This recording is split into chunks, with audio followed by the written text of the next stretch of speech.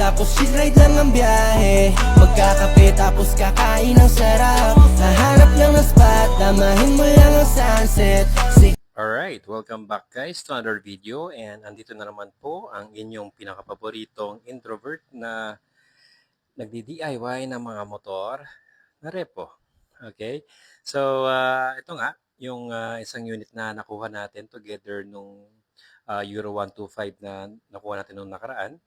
So, isa naman itong Keyway na scooter, isa itong Keyway Icon, and so far, okay naman umaandar.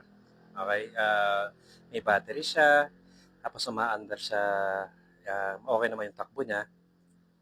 Ang problema lang so far yung napapansin ko lang ito nga, sobrang dumi niya. As you can see, parang galing to sa bundok o ewan saan galing to. Ayan. So, sobrang dumi nga niya. Ayan, punong-puno siya ng putek, mga kaibigan. And isa pa tong issue niya is itong gulong flat. Alright? So, ang gagawin natin ito, papalitan natin itong, kasi as far as I can see, tubeless siya dapat, pero naka-interior na to. Okay, so, palitan lang natin ito ng interior, and then, subukan natin siya. Most likely, okay naman siya nun. And then, ang gagawin natin susunod nun, car wash muna, and then test drive para makita kung anong mga kailangan palitan.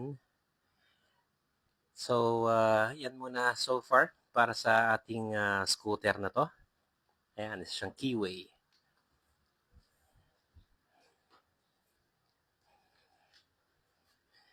Ayan.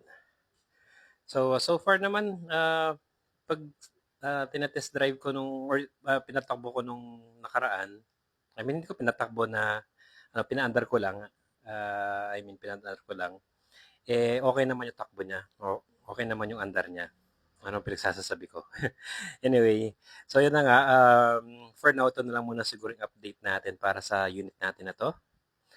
And once na may improvement na, alright, update ko kayo mga bots. Alright, so salamat po sa panonood, and huwag po sana kalimutan mag-subscribe and like sa mga nasa YouTube, and follow and like sa mga nasa TikTok naman po. Alright, maraming salamat mga boss, and God bless po sa lahat. Bye-bye!